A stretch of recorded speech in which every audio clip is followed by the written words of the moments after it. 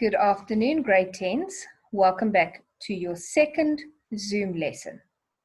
Today we are going to go through module 1.7 from Extended Hardware Concepts. Okay. You will see that I have loaded the PowerPoint onto Google Classroom. You will be able to access it there afterwards. Please summarize these notes in either your book or electronic form. I will be checking once we return to school. Okay, I'm going to share my screen.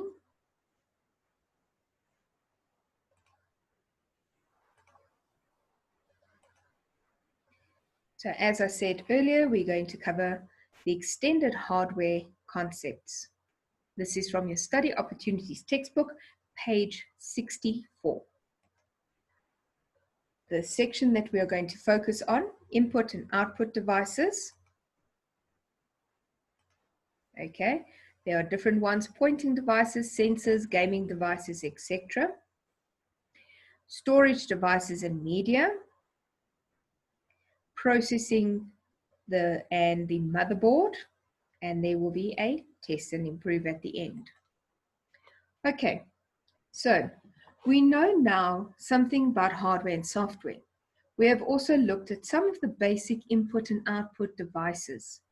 There are, however, many more devices for us to explore. We have devices that allow us to write on screens, flip documents across the screen, or swipe with a swipe of our fingers. We can even track someone in a race at this stage. They will be given a little tracker, which they will place on their shoe, and you will then be able to follow someone who's running the comrades. Okay, so let us start with the first input and output devices. These are pointing devices. So I'm just going to try to get my mouse to activate. So the most common one is the mouse. Okay, every computer will either have a mouse that's connected with a USB, or you can have a touchpad. So there is also you can have a pointing stick. This is a different version of a mouse. When working with modern software apps, you must be able to interact with the objects on the screen. Pointing devices are used to move the pointer or the cursor on the screen, enabling you to see what you are pointing at. So besides the mouse, there are also different ones. So here we have a pointing stick. I remember my very first laptop had one of these. In the beginning, it was quite tough to work with it, but with time, I got used to it. Then on the laptops, we now find touchpads, which are much easier to work. You don't need a device, you just use your finger. And even though it is a touchpad, it will have two buttons, the same as on your mouse, your left click and your right click.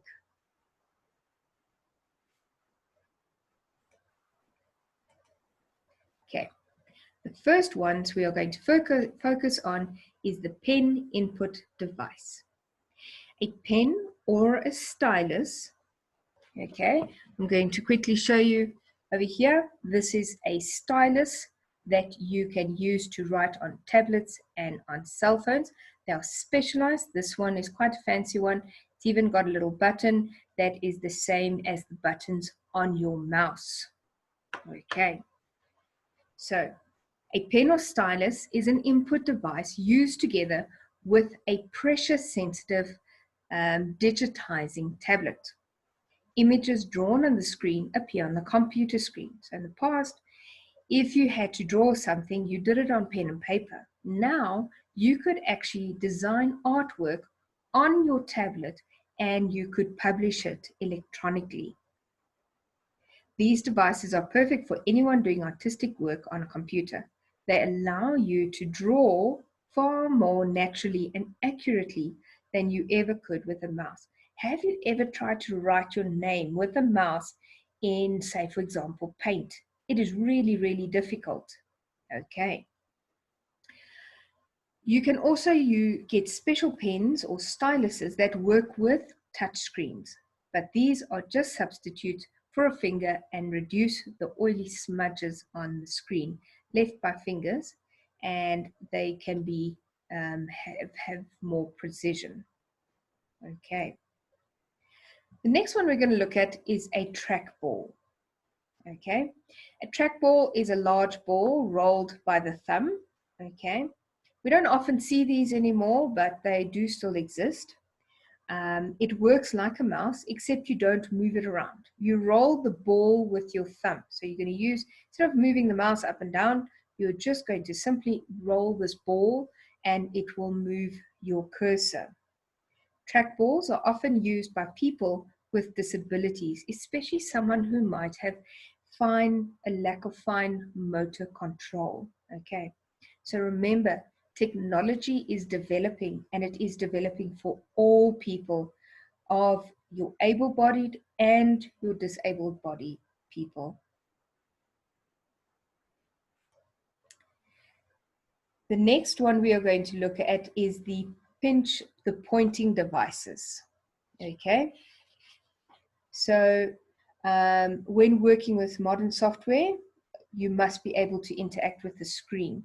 So on a touchpad, okay, I can pinch to make it smaller. I can expand to zoom. I can swipe left, or I can click or press and drag across, or I can simply just touch it to activate it. Okay, you are all quite acquainted with this if you've got a smartphone or a tablet. Okay, so that is how a touch screen works.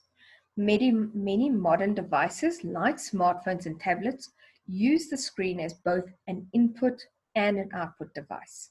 Okay, so on a screen, I can see the icons, and if I want to select the icon, I simply tap on the icon which I am interested in using.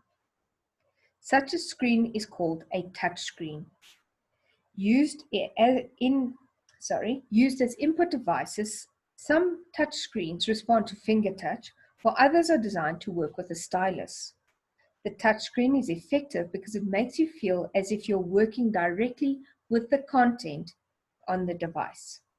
The fact that you can manipulate by pinching, expanding, swiping, etc., objects on the screen with your fingers enables new features that were absent with traditional computers. We call these gestures.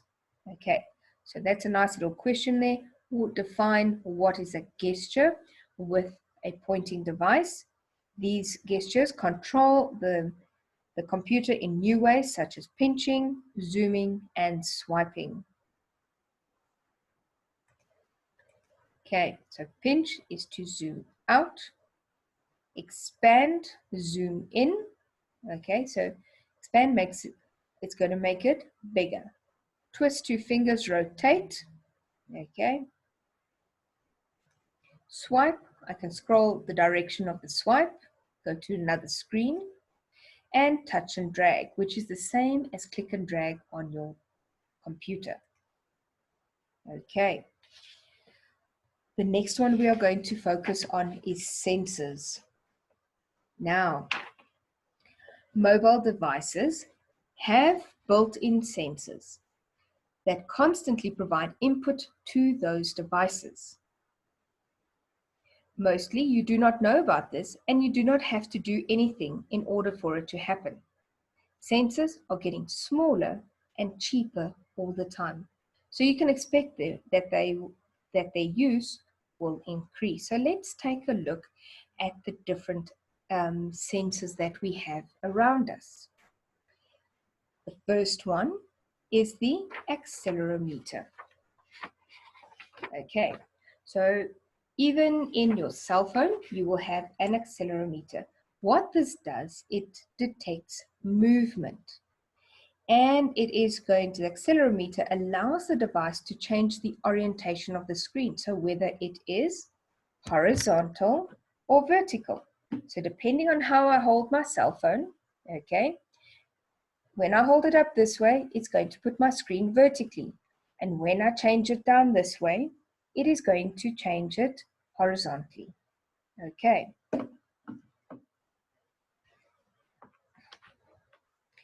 It can also act as a game controller. So in the past, you may have bought like a PS2 or something like that.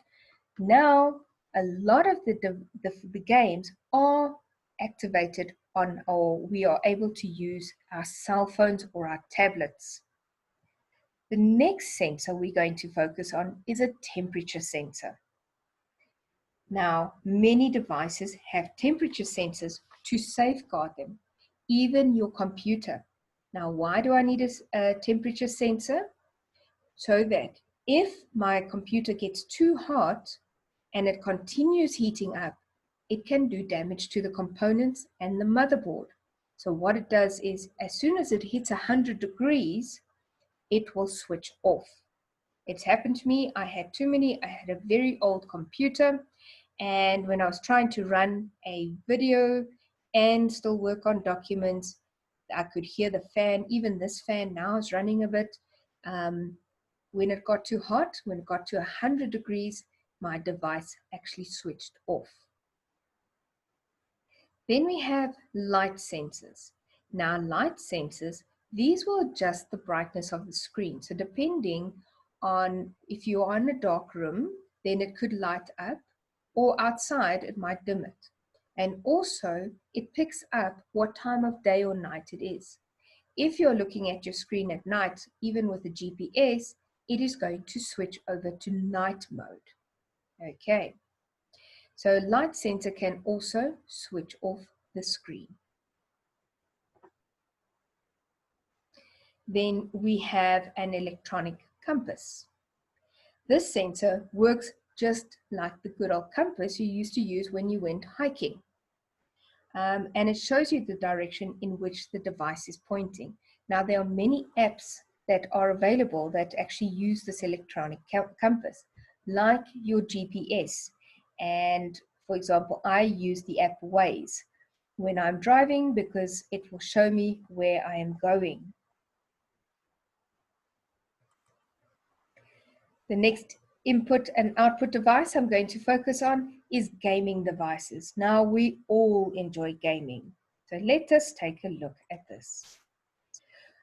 A gaming device is controlling a game with the keyboard and mouse as possible, but it is not always intuitive or natural or even enjoyable. I remember when we started gaming when I was growing up, we would use the letters J, K, L, and the semicolon, if I remember correctly, and A, S, D, F, F for my left hand. This would control my left and right going up and down. So as a result, a whole range of gaming input devices have been developed.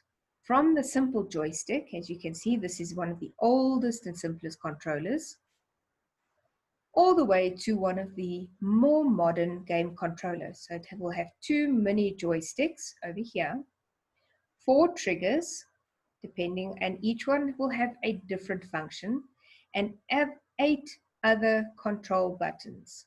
Okay, so let us take a look here. This type of controller will be used with both hands. Okay. Then we have the steering wheel. So if you enjoy racing games, then you would get yourself a steering wheel. This is like driving a car on a computer. It is used, so it's a bit more advanced than trying to drive on using a keyboard and a mouse. Its more advanced settings can include even foot pedals for the accelerator and brakes. And I've even seen some people have gaming chairs that will really give you the full experience of that game. Okay. The next section we're going to look at is input and output devices. through digital cameras. So digital camera, before we got digital cameras, we had a point and shoot camera. There you would place a film inside, you would take your photos, you would take it to a shop to develop, and you would wait about 7 days, and then you would hope that you managed to take a few good photos. So let us take a look here. So this is a digital camera. A digital camera, pictures can be downloaded, manipulated, printed, and emailed. Okay, they are much cheaper than what they used to be. And once pictures have been taken, you can simply download them and take a look at them. So if you don't like the photo you took, you simply delete it. Okay. What the cameras would have is an extra SD card where it would store the photos. Because our smartphones include good quality digital cameras, you don't need to carry a separate camera with you. Digital cameras are easy to share, digital images are easy to share. I can WhatsApp them, I can email them, I can post them on social media. They are also easy to edit, even on mobile devices. Nowadays, you get such fantastic apps that are going to help you do all sorts of things. You can add animations onto your photos. Okay. With a digital camera, you will have a higher resolution and higher quality, but that could mean a bigger size.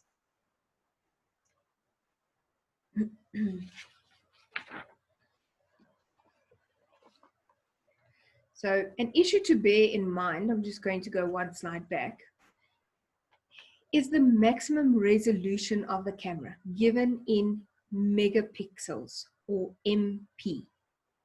The picture quality can be adjusted by increasing or decreasing this resolution. So you can decide what kind of quality, whether it's a large, medium, or small picture. Remember, the bigger it is, the more memory it is going to use. Okay. The next input and output device we're going to look at are scanners and reading devices. Some devices capture data directly from the source document without requiring the user to type, speak, or write anything. The first one we have here is a flatbed or sheet-fed scanner. These scan images onto the computer. So I simply place my document onto the screen, put the top down, and I will press scan. Largely replaced by the use of cameras on mobile devices. And nowadays, even your cell phone can be used as a scanner. So if you have a QR reader on your phone, which most devices come with already built in, you will be able to use these type of scans. They're called QR codes. So what a QR code is, it is a little picture that is encrypted with a hyperlink. This hyperlink will take you to a website or a document that will give you more information. So QR code is designed to allow you to quickly obtain and enter longer text information such as web addresses simply by using the camera on your mobile device. Scanning a QR code usually opens a web page with more information on than the item scanned.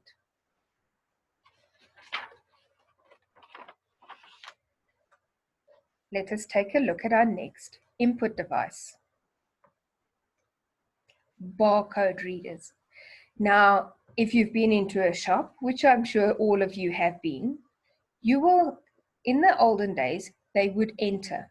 You would buy your bread and they would take the bread and there would be a little sticker on saying 2 Rand for the bread. And they would enter in 2 Rand on the till. Now they have built-in scanners either in on the desk, which they are, or they can have a handheld scanner. Okay, these scanners will read a barcode, which has a special set of numbers.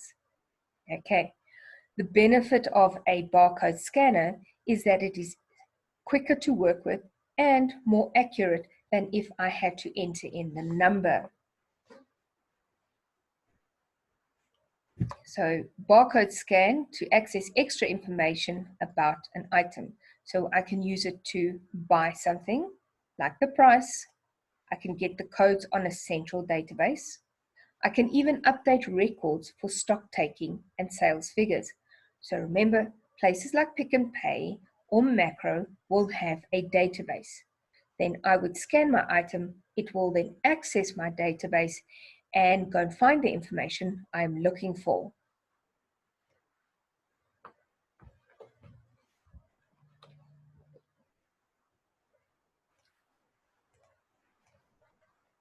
Okay, I'm just going to backtrack.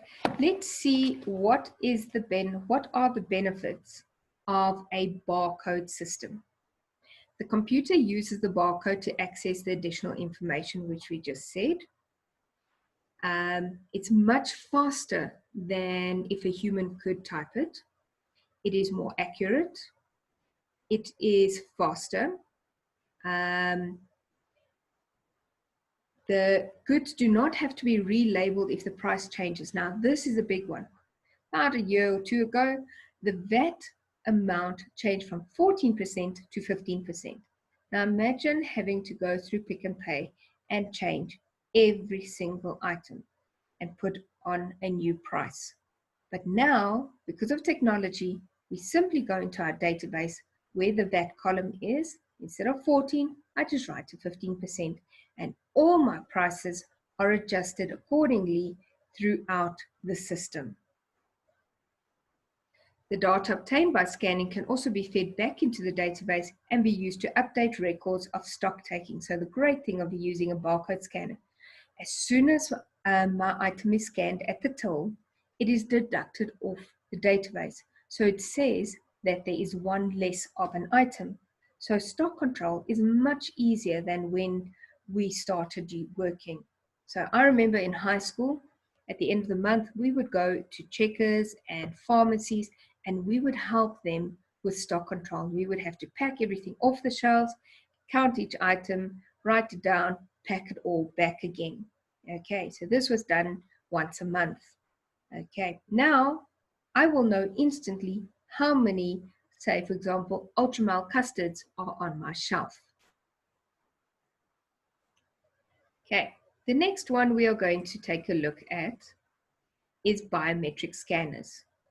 Now, technology has changed so wonderfully. So first they brought in biometric scanners on your laptops and even on your cell phones now. You can use your fingerprint to unlock your screen. So it measures something biologically. So something that is unique to you. So it could be your fingerprint or the iris in your eyes. Okay.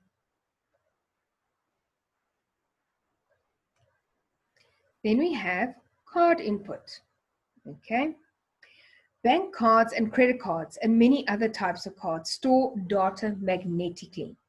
and on a strip at the back of the card. When the card is swiped, okay, so I swipe my card, a magnetic sensor reads the data. Modern cards nowadays, to protect the user, will have a microchip built in.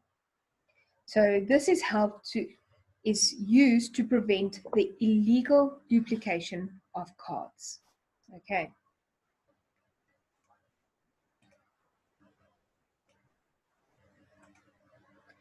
The next one, ARFID.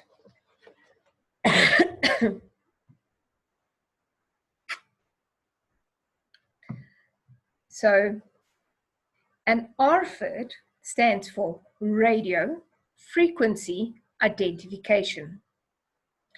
It is a small radio device used to store and transmit data.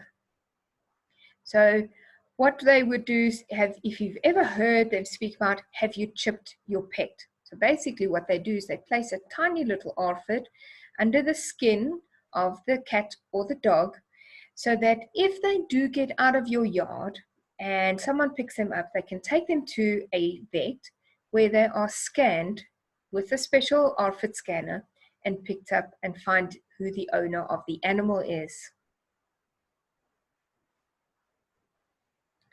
So an RFID chip works over a relatively short range and only starts transmitting the data stored on it when it is in range of the antenna that reads the content. So this is a great thing. So if I've chipped one of my pets, I don't every couple months have to go remove the chip, put in a new battery, and then off we go again.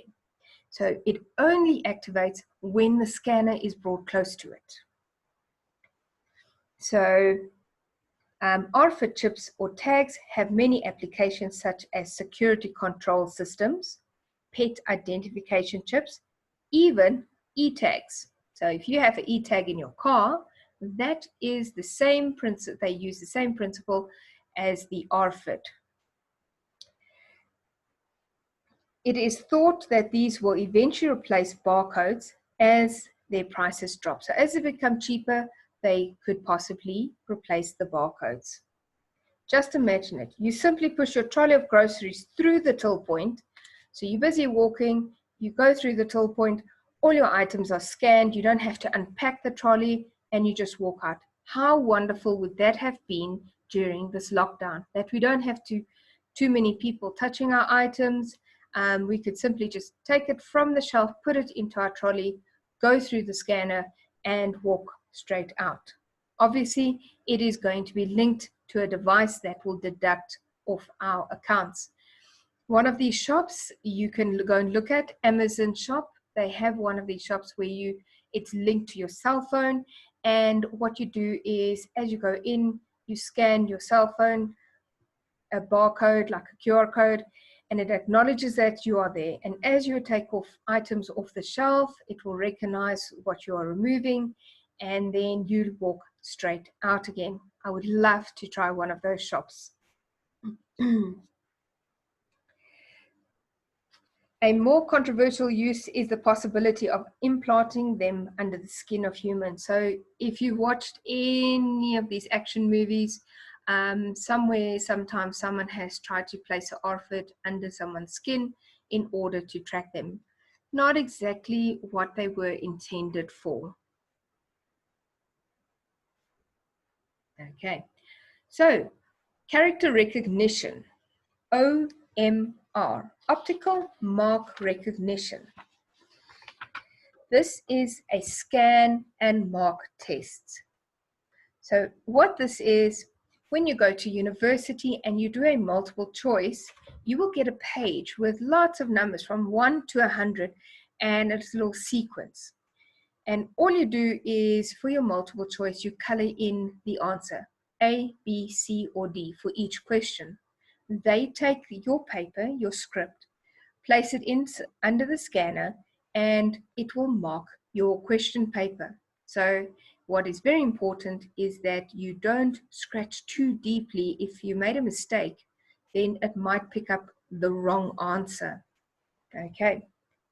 The next one is a MICR, magnetic ink character recognition. So this is magnetic ink on checks. So bank checks have their account numbers and other information printed on them using special magnetic ink. So it's not just the normal ink I use in my printer. It's a special ink. And so computers used MICR to speed up the way in which these are processed and handled.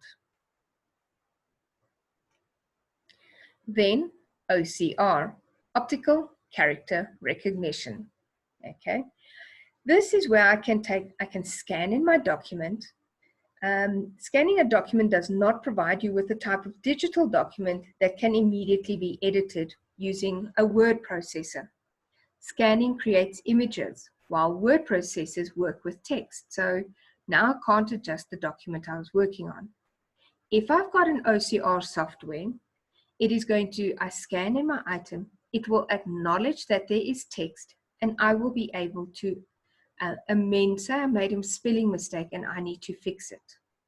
Now, another very, very nice software or app that has been developed by Google is called Lens. You can use Lens whether you are taking a photo of a computer screen or your textbook or a billboard. And what it will have the function is it will then acknowledge that there is text, and then you will be able to copy that and place that into a document or save it for a later date. So go and have some fun this weekend. Download the app Google Lens and see what you can do with it. It is actually a lot of fun. There are some restaurants that if you scan in the menu, it will even give you a review about the item and tell you whether people are buying that item or not. If I scan in the photo, it will tell me where that photo was taken. Now, can you imagine how powerful that system is? Okay, that is all we're going to do today. On Monday, I will continue with video and audio editing. So please join me again for the next lesson. May you have a great weekend, and we will speak soon. Bye-bye.